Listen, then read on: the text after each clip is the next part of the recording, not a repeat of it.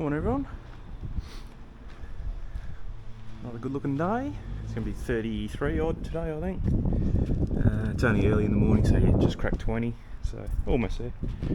But today, well actually yesterday, I got all the toys out.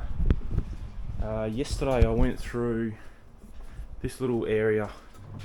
Yesterday emptied all those things out, and I got some jars, got them off eBay, and labelled them all and sorted all them out because they were kind of all mixed in with things in here, so it was getting a bit out of control and nothing was ordered properly. So I've got two empty ones, and all these are now empty, which they used to have just full of junk. So that's looking good now. I've kind of gone through that area. It was already pretty good. This area is as good as it's going to get. I might just clean this bench up a little bit more and put a few things away, but down here is pretty much how I want it. I've got to get rid of that heater, so that's going to go on Marketplace today. Yeah, I can't really do much with all that stuff. That's got to stay there. I've just gone through this area, cleaned up all the stuff for the diorama, so that's all in there. That's good because I've only just done that. Now these ones, I'm thinking of screwing the old lid trick. The only thing is I don't have enough room to fit them all. They're going to have to go behind, and I think that's going to get a bit annoying. If I can do it in 2 rows and do 1 row right at the front, then leave a big gap, and then another row right at the back, that would be okay, because you can kind of look through and see what you want. So if I can do it like that, that might work. Otherwise, the only other way I can think is to actually screw them to this board here, this actual bit here. So, and I could do nuts, bolts and screws kind of on this side, and then like, I think that's mainly what it is anyway. Yeah, it's all nuts and yeah. So it's all got to go kind of around there somewhere. I got not really anywhere else I can put it. I can't put them under here because that's metal. I was thinking about that, but I think that's the best area for it to go. Yeah, looking at it now, nah. I got some pipe, found that, so I'm going to start making one for my hot glue gun, because I use that pretty regularly. That stuff I don't use really a lot. I want to make another one for this to hang up here. So I've got some big pipe just out there on the bench, so I'll make another one of them. I've got some rags. This is a little washing machine I got from eBay years ago. It's a beauty. I don't use it very much. Probably I used to use it a lot. I mainly use it when I got after I was washing cars, detailing cars. You come home, rather than put all the dirty stuff in the washing machine where you wash your clothes, I used to do it here. It washes pretty good, but if you're really pedantic, you can wash them here, get them 90% clean, and then chuck them inside. At least you got the bulk of the dirt off them here. Then when I was working away, I used to put my gloves, because I used to wear gloves all the time, and they used to come out black, my hat, all stuff like that when I used to come back from a trip. Put them in there and then chuck them in the washing machine. So yeah, it's pretty good. It's basic. I mean, it's got wash and spin dry, your timer and inlet, and I just bought this thing from Bunnings, this thing, and clips onto any tap and then turns it into a hose connection. So then I just made a pipe up, so that works pretty good, just to fill it up. And then when you want to empty it, you pick that up and just tip it out, boom, and out she goes. I'm just using normal detergent, clothes detergent. I'm doing a couple rags, but the main thing is that purple strap that you can see in there. That's the strap I got from my work to strap up the bike to go to the crane. It was pretty clean, but it's just like metal dust and no grease or anything like that, but it was just dirty. It's been used on so many things. So every time you touch it, you stand up with black, kind of oily hands. So I thought I'd give it a wash. That way it doesn't damage the bike either, but it's mainly for my hands. You're doing a clean job, but your hands are always dirty because you're touching that strap. So, but yeah, that works really well. If you've seen that previous video, that crane, I made I don't even know what I've done with that now. I made a platform for the scooter.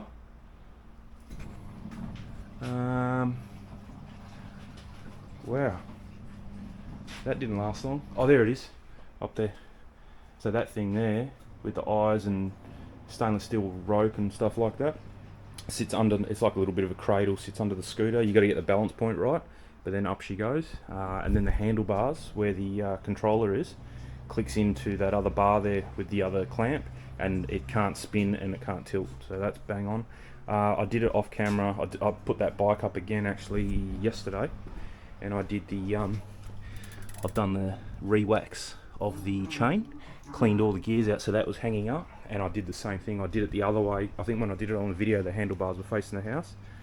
This time I did it facing the fence, and used that same clamp and clamped the handlebars just here like that, and wheels stayed straight, bike didn't move. It was bang on.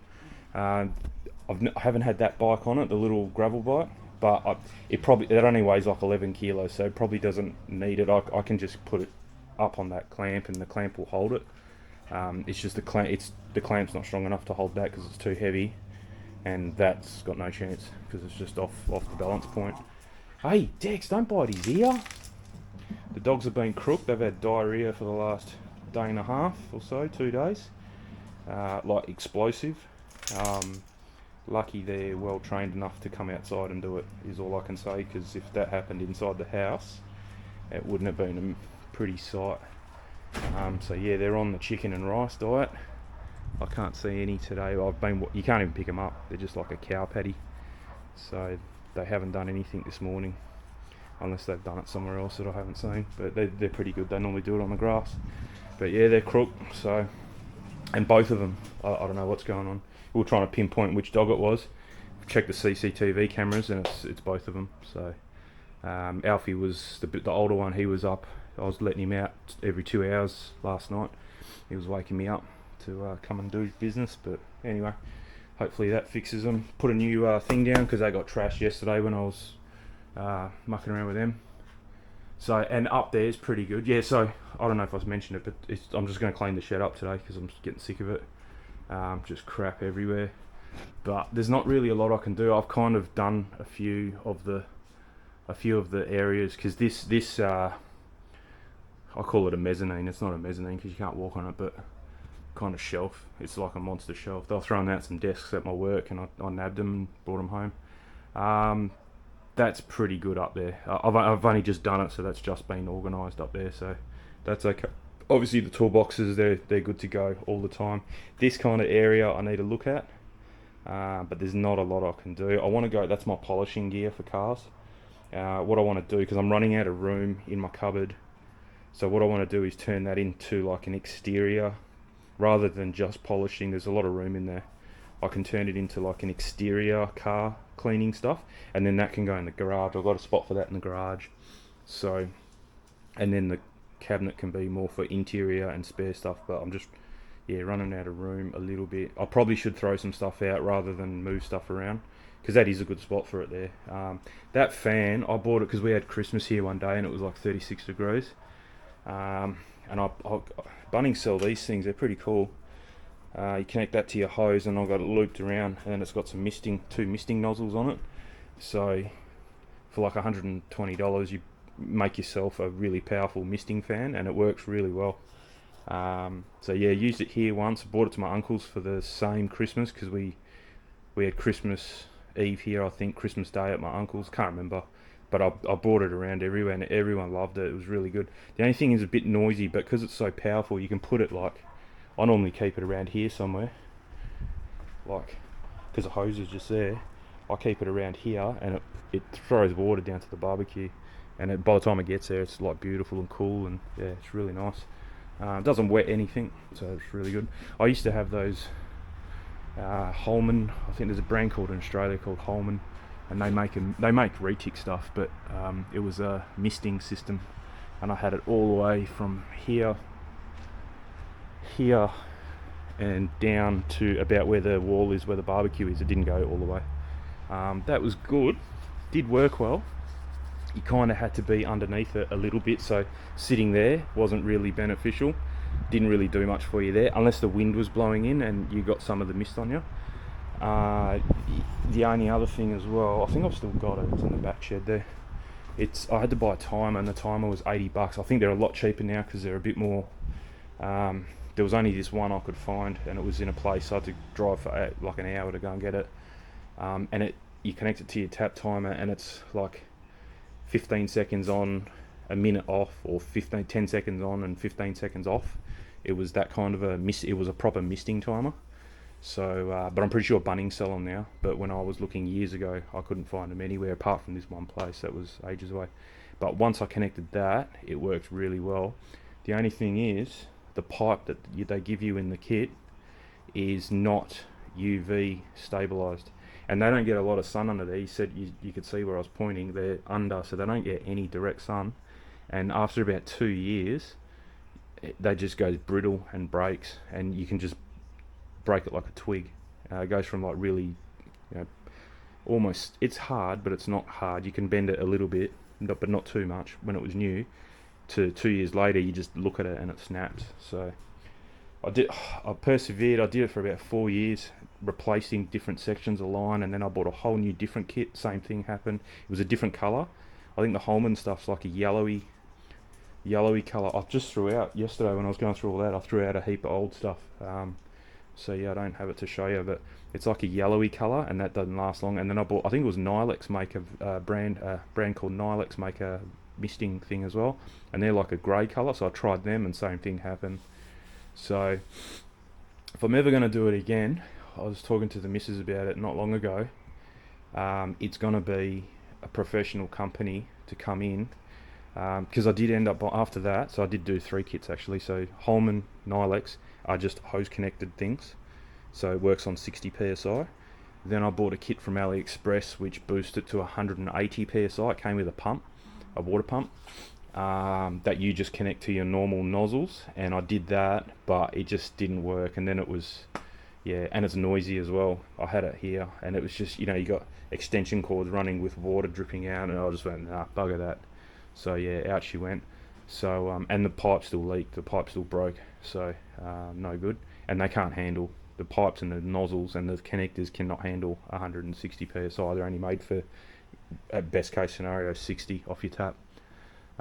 So yeah, that got turfed. I think I sold that actually. Yeah, I sold all that to a fella. Come and picked it up. He was pretty happy with it, because he had he worked at a steel shop, so he could replace all the hoses with hardline. And that was my next. After that was get a proper company to come in and do it with stainless steel hardline. They run all the pipe work to it, so you don't have to have any ugly stuff here. And all it is just a big stainless steel box with the pump and the timer and everything in there. You just run water to it, and they'll actually run water through your root. They'll plumb it properly, and you can choose with Bluetooth or on the box. I can't remember. I think they're Bluetooth now. You can choose on time, off time, and pressure. I think you can adjust the pressure, but the pressure is like a couple hundred psi. It's not 160 or whatever it was. It's instead of being a mist, it's more of a fog, and it works really, really well. So yeah, that was going to be the next thing we do. But yeah, I'm in 2 minds. So I don't know. Yeah, it might be just a gimmick. We don't really come out here too much when it's hot. So, and we don't have people over like every weekend that we just need to be able to cool this place down outside. So I think I'll probably leave it and spend the money elsewhere. But yeah, that was my misting journey. That didn't last. Well, it did last a long time, but yeah, wasn't good. So don't waste your money on those cheap misting kits. This works really well for what it is. This never gets blocked because it's never in the sun. And if these do get blocked, you just take them out and sit them in vinegar or CLR or something for like overnight, and then put them back, and they're done. They're fine. But yeah, that works really well. That's really cool. That.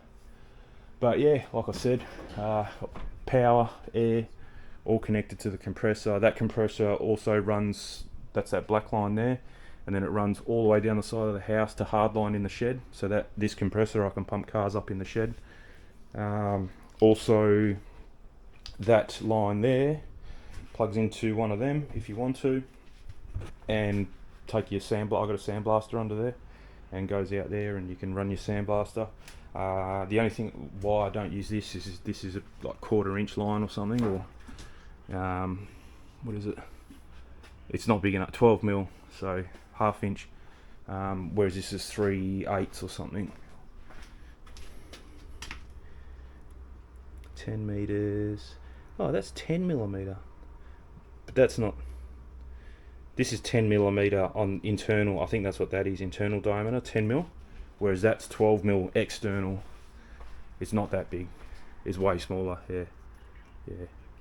No, it's a lot smaller. Oh, here ID internal diameter 8 mil. There you go. So 8 mil and 10 mil. So yeah, I use that line. You get a bit more air through it. So yeah, that works good. I can't really do much here. Actually, 8 o'clock. I just got to ring my old man up. How do you stop it? There you go. 2 seconds. I'll explain what's going on. Cool. All sorted. Yeah. So Dad works with the RAC, which is, if you don't know what that is, it's like a mobile. If you get lock your keys in the car, flat tyre, flat battery, whatever, you call them up and they come and rescue you on the side of the road. And he's equipped to sell batteries. He actually keeps batteries in his van. They never used to, but he's got a whole selection of the most popular batteries. So yeah, so anyway, my white wagon has got the original battery since 2016 in it, and it's 2023, end of 2023, so it's like a good 8 years old. It's over 8 years old. And recently the aircon hasn't been performing. Oh, let's just keep going. That's the alarm going again. I had an alarm to call him because I had to pay for the battery, so we ended up putting a new battery in it. Because I was reading a flat battery can actually make your air conditioner not work. And I was flipping out that the aircon's buggered, and it's not that. It's a 2016 car, so it shouldn't be. And when you turn the car on, it got cold, and then after about a minute, 2 minutes, then it goes back up. So I've got I went to his house over the weekend.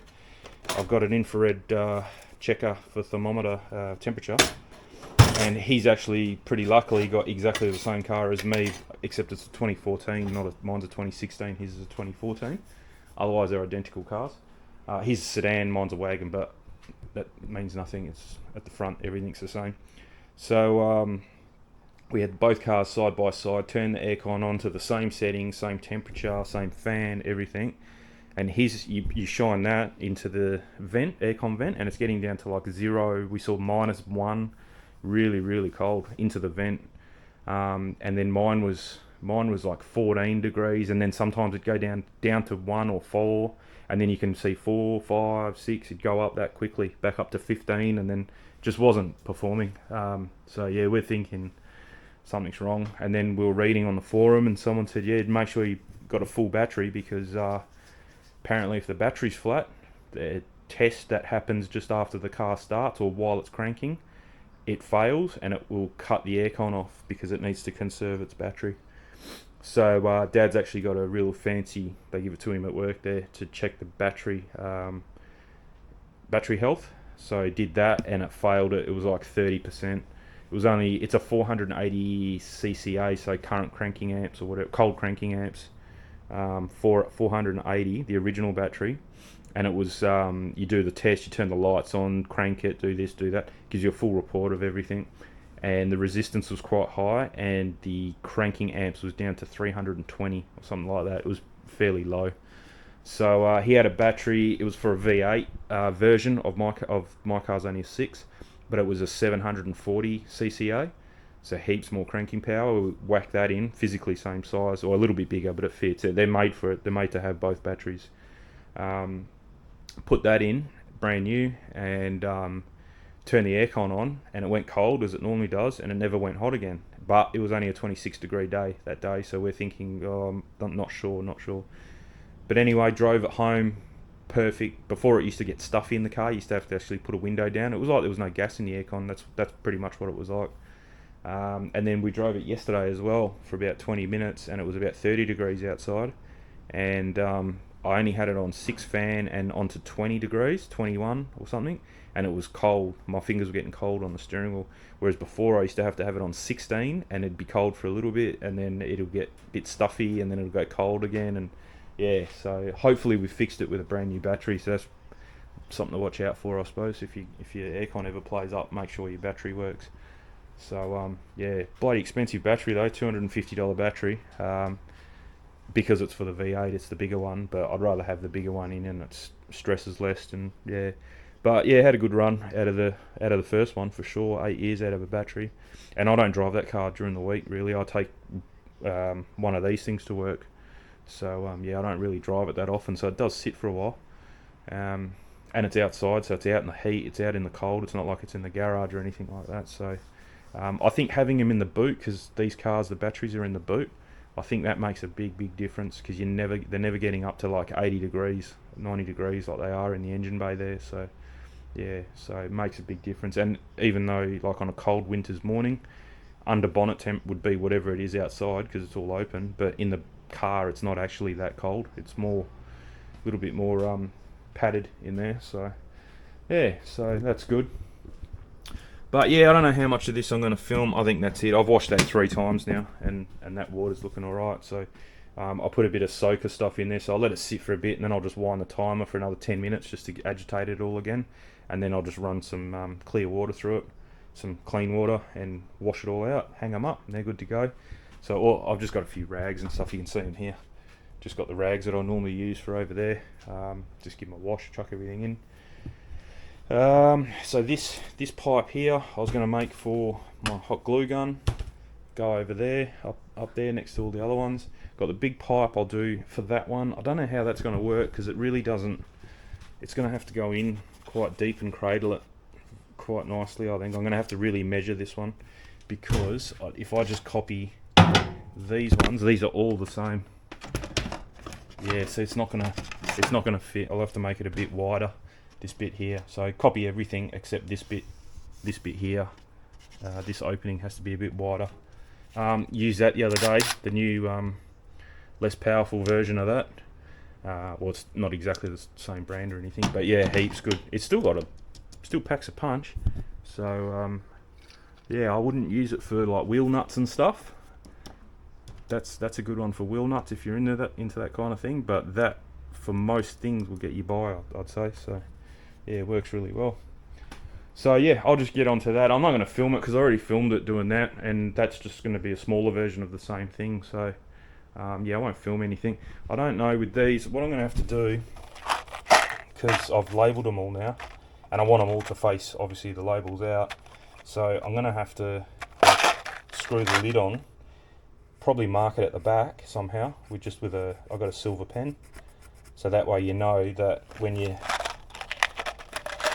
you go and screw this up, that silver pen mark has to face 180 degrees away from you at the front, so that when you do screw this in, because this obviously is fixed now, when you do screw that in, it tightens, and that is always facing you. So that's going to be a bit tricky, but we'll get through it. So yeah, I'm actually thinking, see, like cable clips, I never use them. Swages, never use them. Pin nails, probably never use them. They're handy to have at hand. They're good. They're like the Tapcon things for concrete. They're good. They're good. They're good. They're good. Roof screws, it's not something you use every day. Nuts and bolts, I don't really use them every day. Little screws, probably the rest of these. So I've got all up an odd amount. Okay, so let's put nails. I'll probably use just to make it an even amount. And then I'd say these four I could probably put somewhere else, so they don't have to be there. And then that way it gets this down by 4. So 1, 2. So I've got 14. And then if I get the measure tape,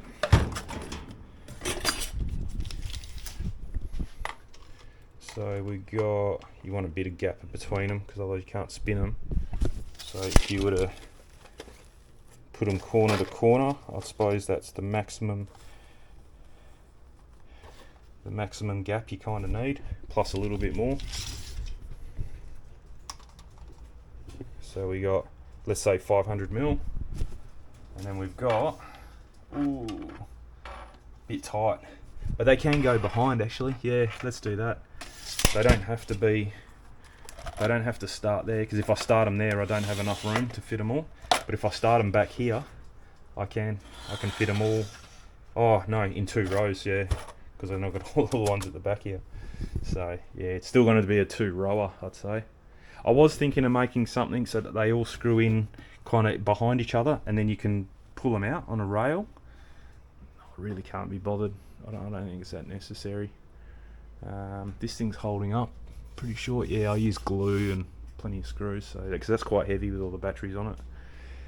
But yeah, I may let them just sit for a bit, and I'll come up with some kind of plan or somewhere to put them, because it would be good if you could fit them all here.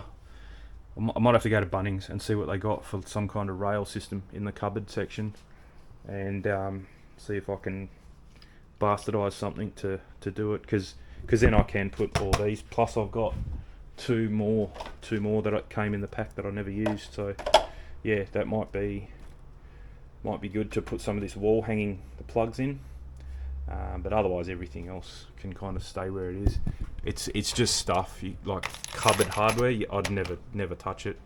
Hose clamps very rarely. Air tools, just like pumping up basketballs. I don't do any of that. Hooks and D-rings and stuff like that stay in there. Hose connectors, I mean, I always buy now, apart from that thing there, this is just like an inline tap thing, which is quite handy. But everything else I buy metal, and I've got metal fittings, brass fittings everywhere on my taps. So the only thing you need to replace are the washers. You can see them down there. I've got washers and the O-rings and stuff. So just keep all that stuff there. You're not playing with that every day. You're not hanging pictures up every day, and wheels. I had some wheels, so I made a box of wheels. But yeah, not sure what I'm going to do there, but we'll figure it out. But I think the shed's looking pretty good anyway. It looks really good without the bikes and the scooter in here. So once I get rid of that off the floor, that'll be good. Yeah, like I said, I don't really go to any of this stuff very often. So if I can put a bike and a scooter there, that'd fit really nice. And then same with that stuff, I don't go there very often, so another bike there, and that'll fit really good. The only other option was I was thinking about it, was maybe stack the bikes in a line. Bike and scooters kind of overlapped a little bit on the back and front tyres, but in a line, and then at least you could walk down the sides. But I think it's better to have them on the sides, because like I said, I don't really use them. And even if a bike's here, you can still kind of walk up to it and still use this area. It's not kind of in the way too much. The only other option is to lay, probably the gravel bike I use least amount, is lay it flat and figure out a way to lift it up and put it in this kind of area here. But I think once it's up there, it's going to be too much of a hassle to get down, and then I'll never use it. So I think it's better just to keep it here. I've seen people like put them on their back tyre, and kind of, that was another option, is move that and stack the bikes up on their back tyre that way. But then I'm going to lose all that spot, and I'd rather have that than the bikes there. So yeah, but anyway, I think I'm rambling now, so I won't film it, like I said, because I've already made one of them. I took the chain off that when it was up on here the other day when I'd cleaned everything. So now I've got a bit of a what am I trying to say, like a bit of a way I do it, like a procedure down pat on how to clean the chain properly, clean the gears out and everything. So next time I do it, I'll film it, because the first time I did it, I did film it, but I didn't really know what I was doing. So yeah, this time I'll film it, and cleaned up really, really well. So, and it changes gears really smooth. It's not actually having that delay in 7th gear anymore, because it's all clean. I think what happened was, when the guy built the bike, the chain he swapped over, so the chain had my homemade chain wax thing on it, but then he used like a sticky greasy lube on it, and it kind of mixed and made it really like gooey and sticky, and I think that's why it wasn't changing gears. Now it's all smooth and dry with the chain with the candle wax, and yeah, I haven't ridden it, but I just done it here, and it's Mickey Mouse, really good. So yeah, I'm probably got to do this bike, because I've only ever done that once. That chain's never been off it, so that'll probably get done first before that one actually. So yeah, and for what it's worth, you might as well do both of them at the same time, because then you're not going through as much cleaning stuff for the chain, the mineral terps or kerosene, whatever you want to use. So But anyway, I'll call it there. That was just an update of what's been going on over the weekend with the car, the bikes, the scooter, and now cleaning up this shed. That sling, that's why I'm washing it, because that works really, really well. I've just got to kind of fine tune it a little bit to pick it up from the proper centre of gravity so that the bike is flat. But the way I did it the other day was, it worked out pretty good, so I was pretty happy with that. So yeah, so that's worked out really well. That's why I'm washing it, because I'm not going to replace it. That will work for that bike. This platform works really well for the scooter, so yeah, very happy with that. I'm just trying to figure out what else I could use that winch for in that position. But I was actually thinking of making like a bench, getting a big thing, and then using it as like a suspended table. But we're getting that stainless steel bench delivered pretty soon, just before Christmas is meant to be here. So that'll take care of that. I've got enough room out there to keep the bench. That was the reason for doing that, and it's going to be swinging. You're gonna have to tie it off to the thing to stop it from swinging. But that was the reason, just to get it out the way, and then only have a bench there when you need it. But yeah, I think it's not worth it. So yeah, this thing's going to be on wheels, 1.5 by 450, 500 wide, something like that. So decent size, and it's stainless steel. I'll clean it. I've got some stainless steel protector that stops stuff from, because stainless steel will still rust a little bit, and unless you get like a really, really high grade $2,000 bench, but this is like Chinese 304 stainless, so you just got to watch it. You look after it, it'll be fine. But my old barbecue was the same. It was meant to be, well, it was stainless steel, but just not a very high grade, and it started getting little specks of rust in it. So yeah, you just got to watch it. Our cooktop's the same. It's stainless steel, but it's still got little specks of rust from when you wash it. So yeah, as long as you use it's a 3M stainless steel polish, and that works really well. The other option, and that's what I did to this crane out there, because that's staying there. Just put a bit of RP7 or a bit of WD-40, whatever you got, on a rag, and just wipe it over.